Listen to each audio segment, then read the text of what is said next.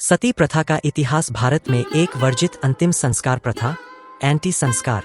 सती प्रथा भारत के इतिहास में एक विवादास्पद और क्रूर चलन था, जिसमें विधवा महिला को अपने मृत पति के साथ चिता पर जलने के लिए मजबूर किया जाता था। इस प्रथा के पीछे के कारणों और सामाजिक मान्यताओं को समझने के लिए आइए इसके इतिहास पर एक नजर डालें। सती प्रथा के उद्भव पर सवाल। सती प्रथा की शुरुआत को लेकर इतिहासकारों में मतभेद है। वैदिक साहित्य में इसका स्पष्ट उल्लेख नहीं मिलता है। कुछ विद्वानों का मानना है कि यह प्रथा बाद के वैदिक काल में ईसा पूर्व 1000 से 300 ईसा पूर्व के बीच किसी समय शुरू हुई होगी। वहीं कुछ अन्य विद्वानों का कहना है कि यह प्रथा मौर्य साम्राज्य ईसा पूर्व 322 से 185 ईसा पूर्व के दौरान अस्तित्व में आई होगी। सती प्रथा के पीछे के कारण। सती प्रथा के पीछे कई तरह के कारण बताए जाते हैं, जिनमें से कुछ प्रमुख कारण इस प्रकार है। स्त्री का कर्तव्य। पत्नी को अपने पति के प्रति पूर्ण समर्पण का भाव माना जाता था। सती होने से यह माना जाता था कि पत्नी अपने पति के प्रति अपने कर्तव्य का पालन कर रही है और उसे मोक्ष की प्राप्ति में सहायता कर रही है। सामाजिक दबाव। विधवा महिलाओं को अक्सर समाज में हेय दृष्टि से देखा जाता था। सती प्रथा इस सामाजिक कलंक से बचने का एक तरीका मानी जाती थी।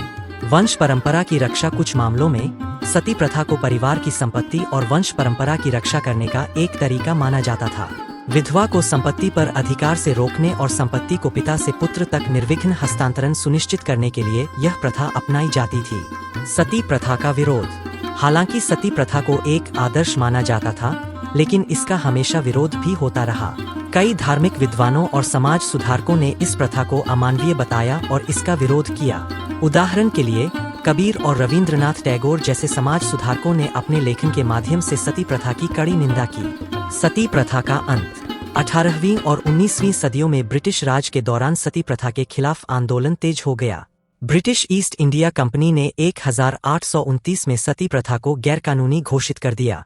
हालांकि इस प्रथा को पूरी तरह से खत्म करने में काफी समय लगा। स्वतंत्र भारत में सती प्रथा।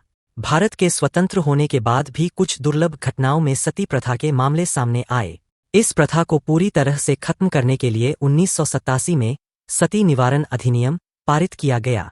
यह अधिनियम सती को बढ़ावा देने या उसकी महिमामंडन करने को दंडनीय अपराध घोषित करता है। निष्कर्ष। सती प्रथा एक अंधविश्वास और क्रूर चलन था। इस प्रथा के पीछे सामाजिक मान्यताओं और दबावों को समझना जरूरी है, लेकिन साथ ही यह भी स्वीकार करना होगा कि यह एक अमानवीय प्रथा थी।